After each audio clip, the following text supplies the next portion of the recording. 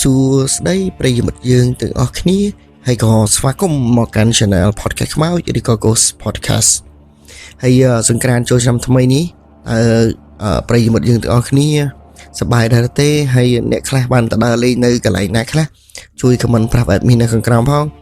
ចំណែក admin ក៏ធ្វើការខកខានវីដេអូជូនប្រិយមិត្តយើងទាំងអស់គ្នាអស់ជាច្រើនថ្ងៃមកហើយថ្ងៃហ្នឹង admin ក៏មានរឿងរ៉ាវថ្មីមកចែកជូនប្រិយមិត្តយើងទាំងអស់គ្នាស្ដាប់កំសាន្តម្ដងទៀតហើយរឿងរ៉ាវនេះកើតឡើងទៅលើបងប្រុសពីរនាក់ទី1បងប្រុសរក្សាហើយនិងបងប្រុសពៅពួកគាត់ពីរនាក់គឺជាមិត្តភក្តិនឹងគ្នាហើយបងរក្សាហ្នឹងនិងបងពៅគាត់ក៏បានជជែកគ្នានិងបបួលគ្នាទៅដល់លេងនៅសៀមរាបហើយរឿងរ៉ាវនេះដែរត្រូវបានកាត់ឡើងអស់រយៈពេល4ឆ្នាំមកហើយរបស់បងរក្សានិងបងពៅហើយបងរក្សាហ្នឹងគាត់ក៏បានណាត់គ្នាទៅដល់លេងសៀមរាបហើយចេញដំណើរនៅពេលល្ងាចមួយអញ្ចឹងនៅថ្ងៃដែលគាត់បានចេញដំណើរទៅហ្នឹងគាត់ក៏បានយួរឡានរបស់បងពៅទៅបងរក្សាហ្នឹងគាត់អត់មានឡានផ្ទាល់ខ្លួនទេអញ្ចឹងមានតែឡានបងពៅទេ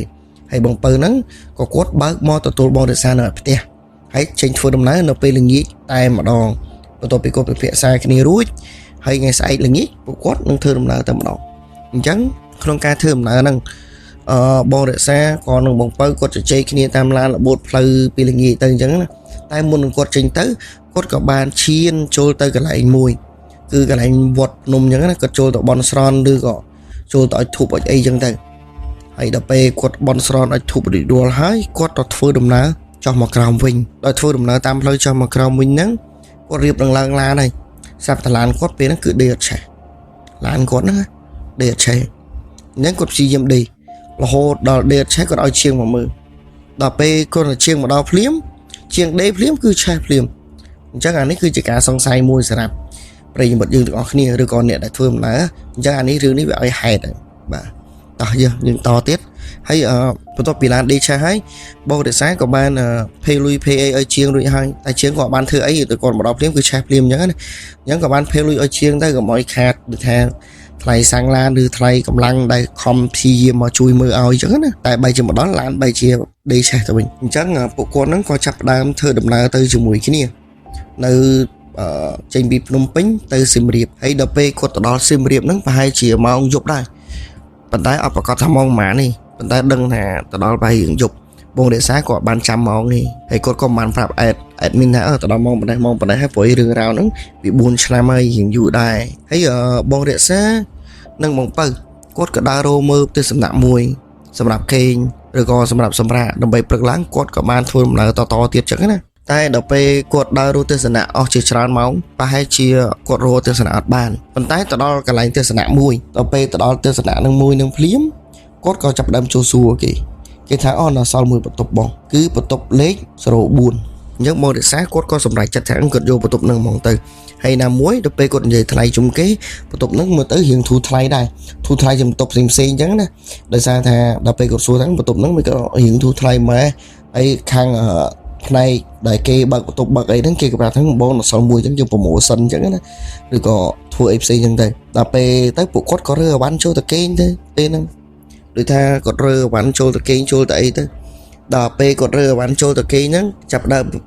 ដូចថារៀបអវ៉ាន់ដាក់ទូដាក់អីអញ្ចឹងណាប៉ុន្តែបន្ទប់ហ្នឹងគឺថាមានទូកៅអៅមានអីឲ្យក្រេ2ទៀតអញ្ចឹងវាស្រាប់គាត់ថាវាតម្លៃប៉ុណ្ណឹងវាសមរម្យឲ្យមានទូទឹកកកមានអីមកល្អដែរអញ្ចឹងណាហើយលក្ខណៈម៉ាស៊ីនត្រជាក់ទៀតហ៎អញ្ចឹងពួកគាត់ទាំងអស់គ្នាហ្នឹងក៏លក្ខណៈថាគាត់ពេញចិត្តនឹងតម្លៃប៉ុណ្ណឹងហើយគាត់ក៏ដល់ពេលរៀបកៅអៅដាក់ទូរៀបអវ៉ាន់ហើយក៏ចាប់ផ្ដើមឲ្យបងរក្សាហ្នឹងឲ្យបងពៅគាត់ទៅទិញចោះទៅក្រោមដើម្បីទៅទិញឲ្យញ៉ាំឬក៏ទិញឲ្យផឹកឲ្យគាត់ហ្នឹងនៅរៀបអវ៉ាន់នៅក្នុងបន្ទប់អញ្ចឹងបងពៅហ្នឹងគាត់ថាអូខេអញ្ចឹងគាត់នឹងទៅមើលទិញអវ៉ាន់ទិញអីអញ្ចឹងណាហើយឲ្យបងរក្សាហ្នឹងគាត់នៅរៀបបន្ទប់ហ្នឹងទៅហើយបងរក្សាហ្នឹងគាត់នៅក្នុងបន្ទប់តែឯងបងរក្សាគាត់កំពុងរៀបចំកៅអៅមកស្ទូឡើងឮសលេងគោះទ្វារប៉ុកដល់ពេលឮសលេងគោះទ្វារបងរក្សាគាត់ក៏ចាប់ផ្ដើមចេញទៅបើកទ្វារមើលប៉ុន្តែពេលដែលបើកទៅលើកទី1ហ្នឹងគឺឃើញដូចថាខាងអ្នកដែលបើកបន្ទប់ហ្នឹងណា receptionist នៅខាងក្រោមហ្នឹងអ្នកបើកបន្ទប់ហ្នឹងក៏បានមកសួរគាត់ថាបងមានត្រូវការអីអត់ហើយបងត្រូវការអីបងអាចតាក់ទងតាមលេខទូរស័ព្ទបងបានគាត់ក៏ហុចលេខទូរស័ព្ទរបស់គាត់ហ្នឹងឲ្យទៅបងរក្សា ដើម្បីខ្លាចបងរក្សាមានបញ្ហាអីយប់លប់ដើម្បីទៅការហៅគាត់អីចឹងណាអញ្ចឹងបងរក្សាក៏ទទួលយកព្រមដល់ពេលទៅចាប់ផ្ដើមបងរក្សាទៅរៀបបន្ទប់ម្សាទៀតដល់ពេលទៅរៀបបន្ទប់ម្សានេះចាប់ផ្ដើមឮសលេងគោះអញ្ចឹងទូងមកពីបន្ទប់ម្ខាងទៀតដល់ពេលអញ្ចឹងទៅបងរក្សាគាត់គឺលក្ខណៈឆ្ងល់គាត់ថាប្រហែលជាគេអ្នកចិត្តហ្នឹងគេដូចថាគេដេកប្រាស់ឬក៏គេឆ្លោះគ្នាអញ្ចឹងណាគឺគិតអញ្ចឹងដល់ពេលអញ្ចឹងទៅបងរក្សាគាត់ចាប់ផ្ដើមនេះគាត់រៀបបន្ទប់គាត់ធម្មតាទៅតែគាត់អត់បានខ្វល់ពីសំឡេងហ្នឹងផងហើយសំឡេងហ្នឹងជួនកាលអ្នកម្ចាស់បន្ទប់ហ្នឹងគឺគេនិយាយថានៅសល់តែមកបន្ទប់ទេអញ្ចឹងគឺគាត់ថាបន្ទប់គេហ្នឹងប្រហែលជាបន្ទប់គេដេកអញ្ចឹងណាតែអ្នកទាំងអស់គ្នាដឹងមិនបន្ទប់ហ្នឹងគឺជាបន្ទប់គេទុកចោលអត់មានណាគេគឺគេបិទចោលហ្មងបន្ទប់ហ្នឹងលក្ខណៈថាគេបិទដូចថាមិនទទួលភ្ញៀវឲ្យគេបន្ទប់ហ្នឹងអញ្ចឹងណាអញ្ចឹងដល់សល់បន្ទប់04ជិតបន្ទប់03អញ្ចឹងដែលសលេងដែលចេញមកពីក្នុងបន្ទប់ហ្នឹងគឺបន្ទប់លេខ03អញ្ចឹងពេលហ្នឹងបងរក្សាគាត់ក៏រៀបអវ៉ាន់ធម្មតាទៅតែដល់ពេលទៅសលេងនោះវាកាន់តែលឺខ្លាំងទៅមកស៊ូឡើងឬសលេងគោះទ្វារមុខបន្ទប់គាត់ម្ដងអញ្ចឹងគាត់ទៅបើកទ្វារគាត់ទៅម្សាទៀតណាតែបើកសារហ្នឹងគឺអត់មានអីទេប៉ុន្តែដល់ពេលដែលគាត់មើលលេខមើលកាតអាបន្ទប់ដូចថា03នៅជិតគាត់ហ្នឹងណាឃើញបើកទ្វារមកដែរហើយមានមនុស្សប្រុសម្នាក់ដើរចេញពីបន្ទប់ហ្នឹងតែដើរលក្ខណៈដើរឆ្ងោកមុខចុះទៅកម្មចដាហើយបងរក្សាគាត់មិនបានចាប់អារម្មណ៍ទេគាត់គិតថាគេដើរទៅទិញអីឬឆ្លោះគ្នាមួយថាប្តីប្រពន្ធគេឬក៏ឆ្លោះគ្នារឿងអីមួយអញ្ចឹងណាគាត់ក៏បានចាប់អារម្មណ៍ពេលអញ្ចឹងទៅបងរក្សាគាត់ក៏បិទទ្វារវិញគាត់គិតថាទេមិញអ្នកណាគេមកគោះទ្វារហើយបន្ទប់ជាហៀងបន្ទប់03ដែលថាគេងមួយគាត់ដែលថាបន្ទប់ចិត្តគាត់ហ្នឹងមិនគេងមួយគាត់ទេសូមអធិស្ឋានដោយសារបន្ទប់ចិត្តគាត់ហ្នឹងពេលហ្នឹងគាត់ទៅចាប់ដើមឆ្ងល់ដល់ពេលចាប់ដើមឆ្ងល់គាត់ដូចថាចាប់ដើមគិតថាណាគេមកគោះទ្វារគាត់អីចឹងឬក៏បន្ទប់03ហ្នឹងគេគោះលេងឬក៏គេអីចឹងណាដល់ពេលអញ្ចឹងទៅគាត់ក៏ចាប់ដើមរៀបអបានហើយគាត់ក៏ចូលទៅងូតទឹកពេលគាត់ចូលទៅងូតទឹកហ្នឹងគាត់បើកទឹកទៅវាអត់ចេញដោយថាទឹកវាអត់ហូរទៅគាត់ក៏ចាប់ដើមយកនឹកឃើញថាអ្នកបើបន្ទប់ហ្នឹងគេទុកលេខទូរស័ព្ទគាត់ឲ្យមួយអញ្ចឹងក៏ចាប់ដើមទេតរោទៅថាបងខ្ញុំបើកទឹកអត់ចេញឬក៏ទឹកវាអត់ហូរអញ្ចឹងទៅហើយពេលហ្នឹងអ្នកខាងហ្នឹងក៏គេឡើងមកមើលដល់ពេលគេមកបើកគេបើកចេញដល់ពេលទៅបងរក្សាចាប់ដើមឆ្ងល់ចុយមិនខ្ញុំបើកចេញអញ្ចឹងដល់ពេលទៅបងប្រចាំទៅថាបងលេខសាច់មួយខ្ញុំដើមទឹកនេះមានអីបងប្រើបានធម្មតាតែបងរក្សាក៏ដូចថាប្រកែកយើងប្រកែកទេទឹកមិញខ្ញុំបើកចេញមកមានបញ្ហាអីដល់ពេលអញ្ចឹងទៅម្ចាស់បន្ទប់ហ្នឹងគាត់ថានិយាយគ្នាមកស្ទុះហើយក៏ដើរទៅវិញទៅដើម្បីទុកពេលរបស់រក្សាហ្នឹងគាត់ងូតទឹកសម្រាប់ដល់ពេលអញ្ចឹងទៅបងរក្សាក៏ចាប់ដើមងូតទឹកងូតអីតែគាត់ងូតបដៅគាត់ឆ្ងល់បដៅថាទឹកហេតុអីគាត់ចំបាច់អញ្ចឹងហើយបងពៅក៏អត់ទាន់មកវិញទេក៏ទៅរៀងយូរដែរដោយសារពេលយប់អញ្ចឹងវាពិបាករត់ទិញអីញ៉ាំហើយគាត់អត់ស្គាល់តំបន់សៀមរាបផងអញ្ចឹង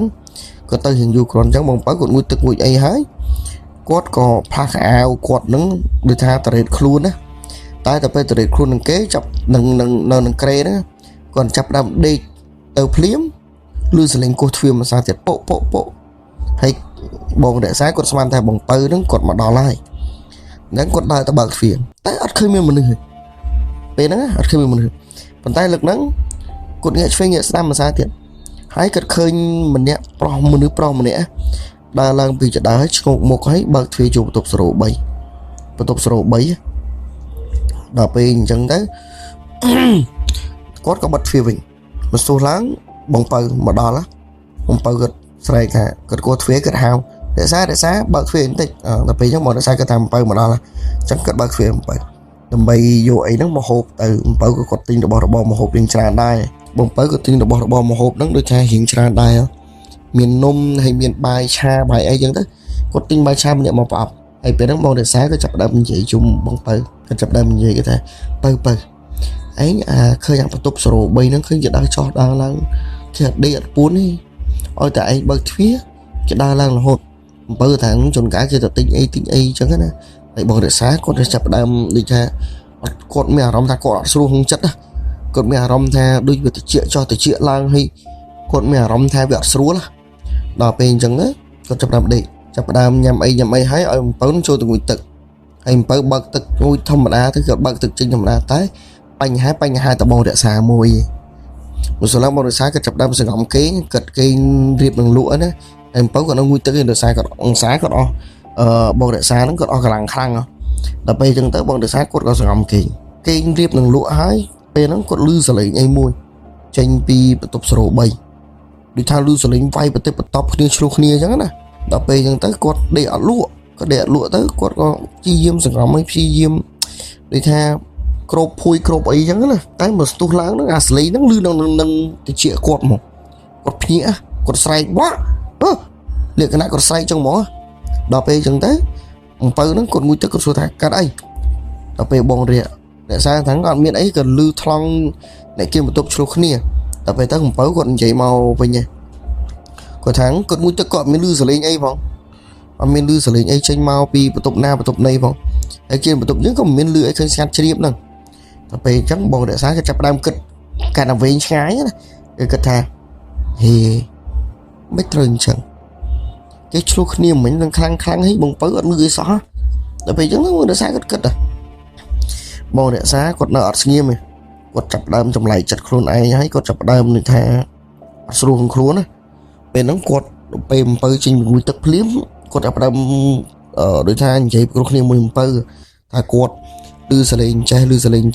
ហើយក៏សួរថាហើយលឺអត់អពៅហើយលឺអត់ហើយពេលអំពៅហ្នឹងគាត់ថាទេអញមានលឺអីណាអញងូតទឹកមួយថ្ងៃមានលឺអីផងអំពៅក៏និយាយទៅវិញដល់ពេលមកសួរឡើងមកអ្នកសាក៏ចាប់តាមបាយចំអីដេកដល់ពេលបងអ្នកសាគាត់គេរៀបលក់ខែក្រេហ្នឹងមាន2បងអ្នកសាគាត់គេក្រេនៅចិត្តទូហើយដល់ពេលបងពៅគាត់គេអាកន្លែងក្រេហ្នឹងនៅចិត្តបន្ទប់ទឹកព្រោះបន្ទប់ទឹកវានៅជាហៀងបន្ទប់ទឹកនៅជាហៀងហាកន្លែងបើកទ្វារហ្នឹងកន្លែងហ្នឹងទូមុខហ្នឹងមានទូមានអីទៅហើយបងអ្នកសាគាត់ក៏គេនៅកន្លែងចិត្តទូហ្នឹងដូចថាកន្លែងទូដែលគាត់លឺសលេងចេញមកពីក្នុងបន្ទប់លេខ3ហ្នឹងដល់ពេលគាត់សង្ងំគេរៀបលក់មកសួរឡើងគាត់មានអារម្មណ៍ថាណាគេហ្នឹងមកអង្គុយមើលមុខគាត់តែគាត់អត់ទាន់ហ៊ានបើកភ្នែកតែគាត់មានអារម្មណ៍មកសួរឡើងអាមុខគាត់ហ្នឹងលក្ខណៈលហើយដូចថាមានណាគេដកដង្ហើមធំហើយធំក្លិនស្អុយហ្មងនៅពេញមុខគាត់ហ្មងបងរក្សាហ្នឹងក៏ចាប់ផ្ដើមគិតដែរគាត់ថាអត់ស្រួលទេពេលគាត់បើកភ្នែកមកអ្នកទាំងគ្នាដឹងមិននៅពីមុខគាត់ហ្នឹងគឺមនុស្សប្រុសម្នាក់កំពុងតែសន្លឹងមកគាត់ភ្នែកធំហើយឡើងក្រហមញ៉ាំងតែម្ដងភ្នែកហ្នឹងភ្នែកធំហើយភ្នែកឡើងក្រហមហ្នឹងតែម្ដងដល់ពេលអញ្ចឹងទៅបងរក្សាគាត់ចាប់ដើមក្រៅខ្លួនអត់រួចទេដូចថាត្រូវទៅសន្លឹងមើលភ្នែកហ្នឹងហ្មងដល់ពេលគាត់សម្លឹងចុះសម្លឹងឡើងស្ទុះឡើងបងហ្នឹងគាត់ដើรงើបចេញពីមុខគាត់ហ្មងលក្ខណៈដើរធ្លុះចូលទូហ្នឹងបងរក្សាក៏ចាប់ដើមបែកញើសហើយគាត់ស្រែកអាបើខ្មោចឡងអាបើគាត់ស្រែកចឹងមកដល់ពេលអញ្ចឹងទៅបើគាត់ក៏លក្ខណៈគាត់ភ្ញាក់ពេលអំពៅគាត់ភ្ញាក់មកគាត់ក៏ចាប់ដើមសួរថាហែងកាត់អីហែងអាសាអញនៅតែđâyអញមានលឺសលេងអីអញមានកាត់អីផងបើមានមែនវាមិនដែរលោកតែវាឃើញអាទាំងអញហីបងរក្សាគាត់មុតខ្លាំងដែរពេលហ្នឹងអូសុំទៅអំពៅគាត់មុតខ្លាំងដែរពេលហ្នឹងហើយបងរក្សាគាត់ចាប់ដើមថាអត់កើតទេយប់ហ្នឹងអញសុំដេកមួយឯងដែរគេងក្រេហ្នឹងគេងក្រេមួយឯងហើយដល់ពេលគាត់ចាប់ដើមគេងក្រេដូចថាគេងក្រេ2នាក់គាត់ហ្នឹងរៀបនឹងលក់ហើយមិនដំបងគាត់ទៅជែកគ្នារឿងថាបកែកគ្នារឿងលឺសលេងឬក៏មិនលឺសលេងអញ្ចឹងណាដល់ពេលគាត់រៀបនឹងគេងពេលហ្នឹងឯងសាប់តែទឹកនៅបន្ទប់ទឹកហ្នឹងបើកមកឈូលក្ខណៈបើកខ្លួនឯងតែម្នាក់គឺដឹងអាបិទហើយដល់ពេលអញ្ចឹងទៅបងរក្សានឹងអំពៅចាប់ដើមមើលមុខគ្នាគេថាអត់កើតទេដល់ពេលមកសួរឡើងលឺសលេងមនុស្សស្រែកនៅខាងមុខទ្វារគោះទ្វារពុកលឺសលេងមនុស្សស្រែកសុំចូលដេកផងអញ្ចឹងណាបងរក្សានឹងអំពៅអង្គុយអោបគ្នាយកហ្មងដូចថាអង្គុយអោបយកហ្មងដូចថាគាត់លឺទាំងពីរនេះហើយដល់ពេលអាសលេងទឹកហ្នឹងកាន់តែហូរខ្លាំងទៅមកសួរឡើងបងរក្សានឹងអំពៅចាប់ដើមស្ទុះទៅបើកភ្លើងពេញបន្ទប់ទាំងអស់ហើយទៅបិទទឹកដល់ពេលអញ្ចឹងទៅពួកគាត់អត់បិទភ្លើងទេយប់ហ្នឹងអត់បិទភ្លើងហ្មងដល់ពេលមកសួរឡើងលឺសលេងគោះទ្វារមកទៀតពុកតែរឿងនេះអត់មានលឺនិយាយលឺសលេងគោះទ្វារអត់មានណាហ៊ានតែបើកទេហើយមកសួរឡើងបងរក្សាក៏នឹកឃើញក៏ចាប់ដើមដកលេខទូរស័ព្ទខាងអ្នកបើកបន្ទប់ខាងក្រោមហ្នឹងឲ្យឡើងមករកគាត់មកផ្លេតចាប់ដើមទេហើយអ្នកបើកទូអ្នកដូចថាអ្នកដែលបើកបន្ទប់ឲ្យគាត់ហ្នឹងក៏ចាប់ដើមឡើងមករើ ឡើងមកលើមករើបានរើអីគាត់ដោយសារបងដោយសារគាត់ថានៅអត់កើតទេហើយដល់ពេលចោះទៅក្រោមវិញហើយ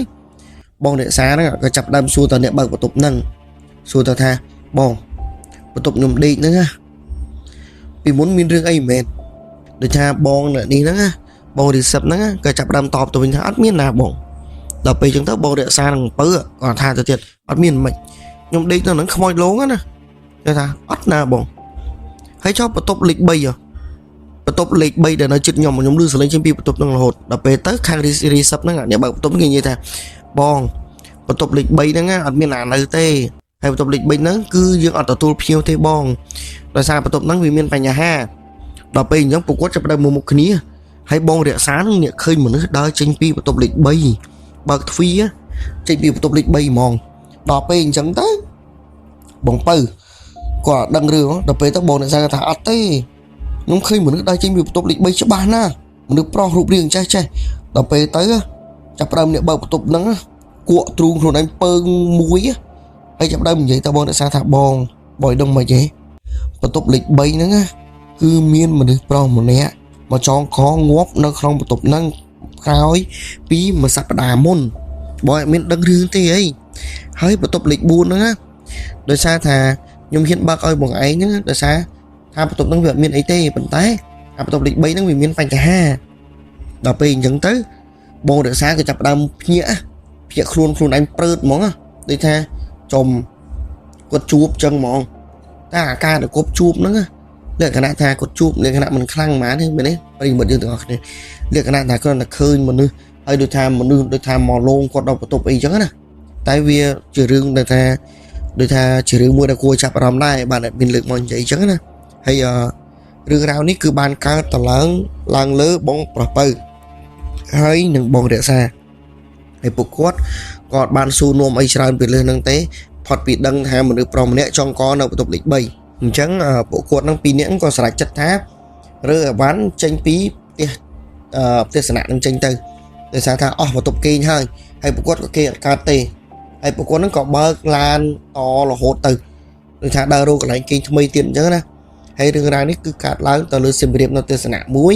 នៅឯទីក្រុងសៀមរាបតែអត់មានសមអបហិតទីតាំងទេព្រោះវាប៉ះពាល់អាចប៉ះពាល់ទៅដល់ទស្សនៈគេអញ្ចឹងណាហើយរឿងណាមួយរឿងរ៉ាវនេះទៅបង្កើតបាន4ឆ្នាំមុនទេអញ្ចឹងវាអាចដូចថាវាប៉ះពាល់ដល់កន្លែងគេអញ្ចឹងណាហើយរឿងរ៉ាវក្នុងថ្ងៃនេះ admin គឺមានតែប៉ុណ្្នឹងទេដើម្បីមកចែកជូនប្រិយមិត្តយើងទាំងអស់គ្នាស្ដាប់កំសាន្តហើយចំណែករឿងក្រោយៗទៀត admin នឹងព្យាយាមអធិប្បាយឲ្យបានច្បាស់លាស់ជាងហ្នឹងហើយនឹងព្យាយាមរករឿងណាល្អដើម្បីមកចែកជូនប្រិយមិត្តយើងទាំងអស់គ្នាស្ដាប់កំសាន្តទាំងអស់គ្នាសម្រាប់ការគ្រប់គ្រង admin អរគុណមែនទែនសម្រាប់អ្នកដែលចុច subscribe អ្នកដែល comment អ្នកដែលចូល view ទាំងអស់គ្នាហើយអ្នកដែលចុច like វីដេអូរបស់ admin ជូនពរឲ្យអ្នកទាំងអស់គ្នារស់ស៊ីមានបានក្នុងឱកាសសង្ក្រាន្តឆ្នាំថ្មីហ្នឹងអញ្ចឹងណាជូនពរហេងទាំងអស់គ្នាហើយសម្រាប់ការអ្នកដែលគាត់ចង់គ្រប់គ្រង admin ឬក៏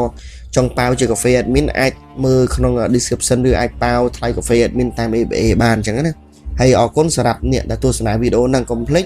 ចុច like និងចុច subscribe ទាំងអស់គ្នាសម្រាប់អ្នកដែលអត់ទាន់ចុច subscribe